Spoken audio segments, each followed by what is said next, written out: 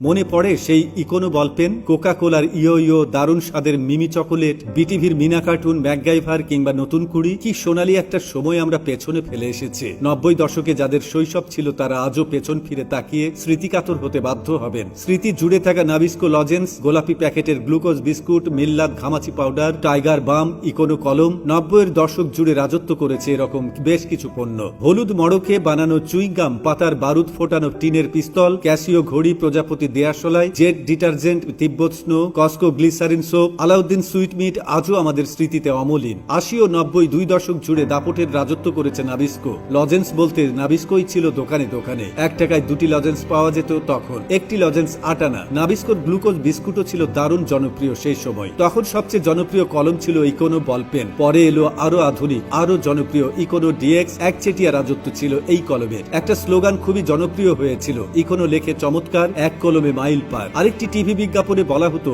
আব্বুর জন্য ইকোনো, আম্মুর জন্য ইকোনো, সবার জন্য ইকোনো। 1988 সালে বাজারে আসে প্লাস্টিক কলম। ইকোনো দেশের প্রথম বল পয়েন্ট কলম। দাম ছিল 3 টাকা মাত্র, যেখানে রেড লিফের দাম ছিল 7 টাকা। ইকোনো ডিএক্স লাল আর নীল কালিরও পাওয়া যেত।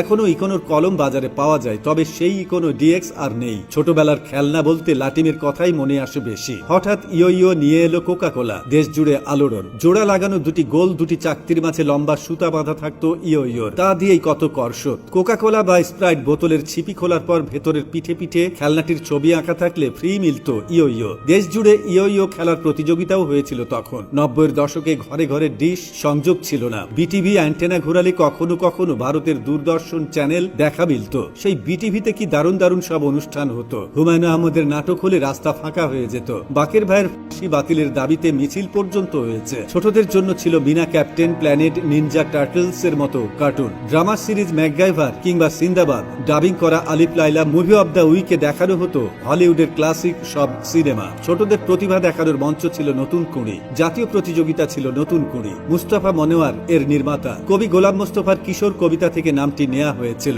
উদ্বোধনী থিম সঙ্গ হিসেবে কবিতাটির 15 লাইন ব্যবহৃত হতো। আমরা নতুন, আমরা কুড়ি গানটি শুনলেই স্মৃতির পর্দা খুলে যায়। 80-90-এর দশকের নতুন কুড়ির অনেক শিল্পী পরে তারকা শিল্পী হয়েছেন, যেমন সঙ্গীতে কনক চাপা, সামিনা চৌধুরী, অভিনয় শিল্পী ঈশিতা, মেহের আফরোজ শাওন। 8 আনা কিংবা 1 টাকায় পাওয়া যেত প্রজাপতি ম্যাচ। একটি ম্যাচ বাক্সের কাঠি থাকতো 48টি। 8 আনার ম্যাচ বক্সের কাঠি থাকতো কম। ঢাকা ম্যাচ ইন্ডাস্ট্রিজ উৎপাদন করত প্রজাপতি দিয়াশলায়। প্যাকেটের গায়ে লেখা থাকতো কার্বাইড শতভাগ নিরাপদ। প্রজাপতির রঙিন ছবিও আঁকা থাকতো তাতে। মাথা ব্যথার মলম ছিল নিক্স কিংবা টাইগার বাম। হকাররা বলে বেড়াতো পীড়িতের ব্যথা ছাড়া সব ব্যথাই সারায়। এমনই নাকি গুণ ছিল এই বামের। তখন হাতে হাতে ফোন ছিল না, হাতে গোনা কয়েকজনের বাসায় থাকতো ল্যান্ড ফোন। ক্রস কানেকশনে কত প্রেম হয়ে যেত ফোনে। প্রেমিকার বাসায় ফোন করে তার মা ধরলে বলতে হতো এটাকে ফায়ার সার্ভিস। সেই শৈশবে অনেক কিছুই ছিল না এখনকার মতো, কিন্তু আনন্দের কমতি ছিল না। এখন অনেক কিছুই আছে, তবু যেন কিছুই নেই।